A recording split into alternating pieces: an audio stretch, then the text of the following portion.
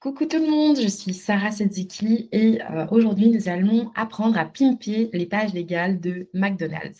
Et j'ai décidé de prendre un court extrait sur l'image que vous voyez là qui va concerner la définition, la partie définition de leur CGV.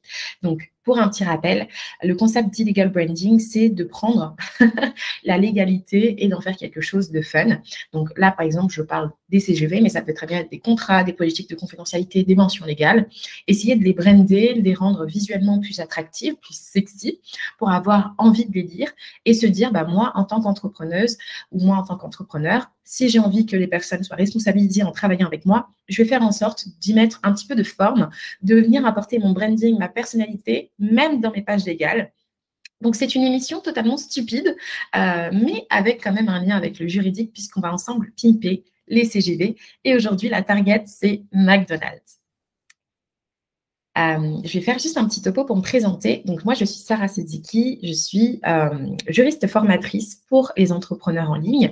Je fais aussi de la formation professionnelle et donc, je suis diplômée d'un master de droit européen à la Sorbonne et j'ai fait une certification juriste TPE-PME l'année dernière. Ma mission, c'est quoi? C'est de rendre le droit vraiment fun, simple, accessible, former les entreprises aussi pour qu'elles soient en conformité parce qu'on n'est pas là pour se taper des amendes, des sanctions et des contrôles dans lesquels on est comme ça. Hein. On est là pour anticiper les litiges, se protéger et aussi avoir des pages légales sexy. Et c'est ce qu'on va voir ensemble en prenant un peu un cas d'école avec McDonald's. Vraiment, pour pouvoir bien commencer, j'aimerais qu'on voit ensemble quelques petits points importants. Déjà, je ne suis pas là dans ce cadre de concept un peu amusant.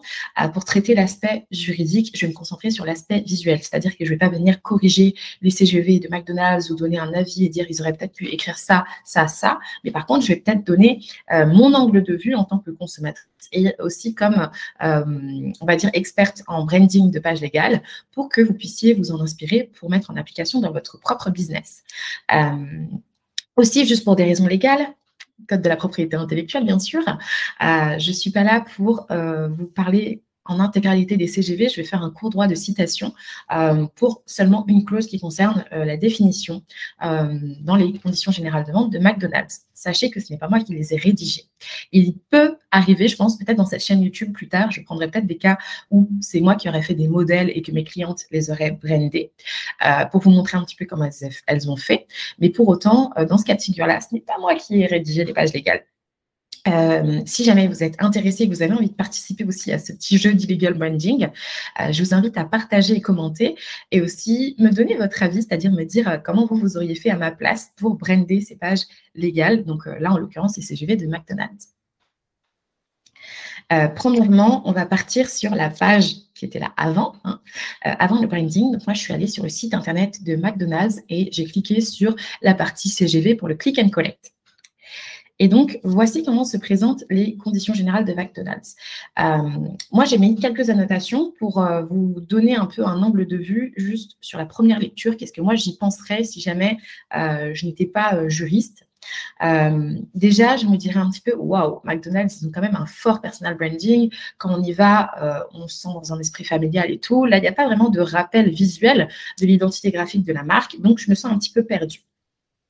En tant que client cible, ça pourrait me donner un effet bloc, genre je viens pour chercher une information parce que je n'ai pas reçu ma commande pour le click and collect, je tombe sur des blocs comme ça. Ça me fait un petit peu bizarre par rapport à l'image que j'ai de McDonald's qui est censée être un peu plus fluide, aérée, simplifiée et accessible, genre venez comme vous êtes.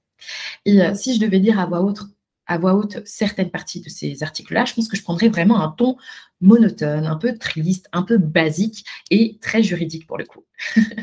Mais sachant que McDonald's est une marque forte, j'ai pris volontairement cet exemple-là pour vous montrer qu'il y a deux poids, deux mesures et je ne peux pas vous montrer les pages du site internet de McDonald's, mais si vous voulez regarder par curiosité, on voit leur personal branding absolument partout, sauf dans leur page légale. Et je trouve ça vachement triste. On est là aussi pour essayer d'imaginer comment on pourrait rendre ça un petit peu plus spicy, un petit peu plus agréable à lire.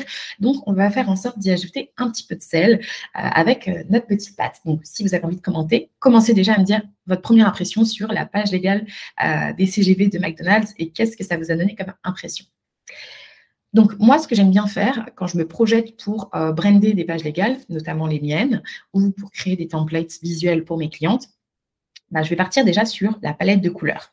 Si vous êtes entrepreneuse ou si vous voulez vous lancer, vous allez certainement devoir vous positionner et vous demander quels sont vos types de typographie, comment vous voulez écrire à vos clients, quelles sont les couleurs que vous voulez utiliser. Là, je pars simplement sur les informations que j'ai a priori. Je ne suis pas allée dans le détail, je ne sais pas quel vert ou quel rouge exactement ils ont utilisé, mais j'essaye de me projeter pour vous donner un ordre d'idée.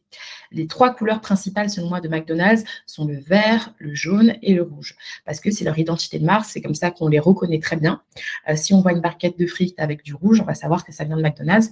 Pour autant, il me semble qu'ils ont fait un repositionnement. Avant, il me semblait que leurs enseignes, elles étaient vraiment rouges quand j'étais plus petite.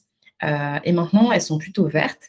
Un rebranding qui est très souvent organisé. Et puis, quand on regarde bien, ça nous rappelle quoi, ces couleurs-là? Ça nous rappelle la salade, la tomate et les frites. Donc, c'est pas des couleurs choisies au hasard.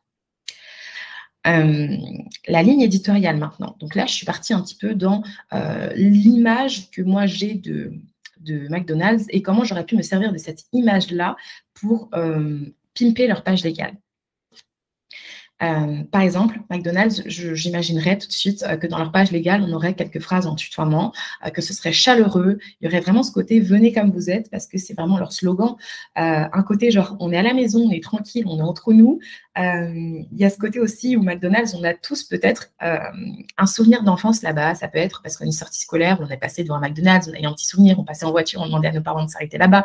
Donc, on a ce côté vraiment rassurant, cocooning, et aussi le fort esprit de famille, parce que McDonald's essaye de créer cet esprit-là, famille et amitié, quand on regarde même leur publicité. Donc moi, ça m'aurait on va dire, facilité la lecture si j'ai retrouvé déjà cet esprit-là, cette ligne éditoriale-là.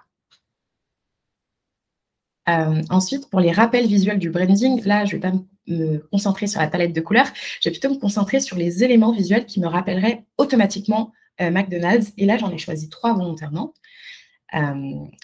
Et volontairement, je les ai choisis parce qu'il y a ces rappels de couleurs qu'on a retrouvés dans la palette de couleurs juste avant. Donc là, un hamburger, tout simple. Directement, on va penser aussi McDonald's si on connaît bien. Ou en tout cas, on va penser fast-food. Les frites avec le petit cornet rouge, ça, on pense toujours tout de suite McDonald's. Et la salade, bon, moi, je trouve que c'est des éléments qui rappellent la restauration de manière générale. Mais combinés ensemble, on peut penser à McDonald's.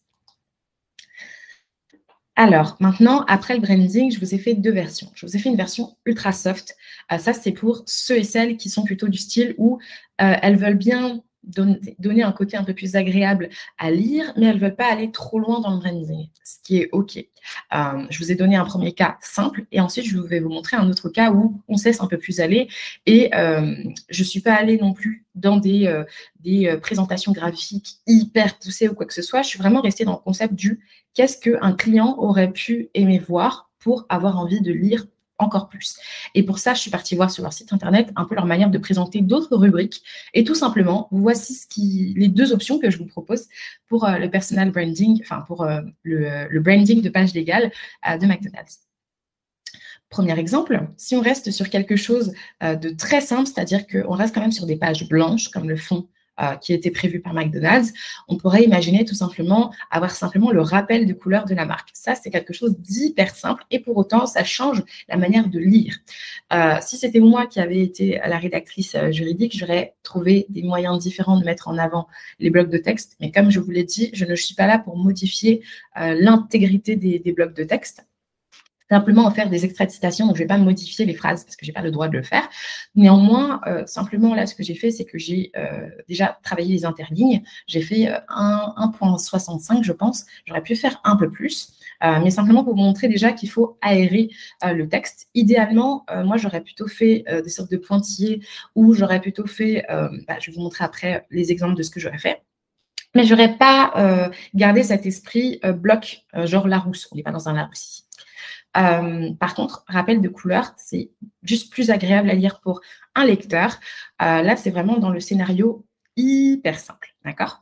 Maintenant, on va aller dans le scénario où, bon là, déjà, en haut, j'ai un petit peu simplifié en rajoutant des phrases juste de liens. Ça, c'est quelque chose qui se fait pas mal. Vous verrez dans les pages légales qui sont brandées, on retrouve pas mal ce côté où on met des petits encarts entre les titres et le cœur des clauses pour simplifier la lecture pour le lecteur et ne pas le perdre, surtout en cours de route. Maintenant, je vais vous montrer comment moi j'aurais fait en me basant sur leur propre manière de communiquer, leur propre marketing dans leur site internet.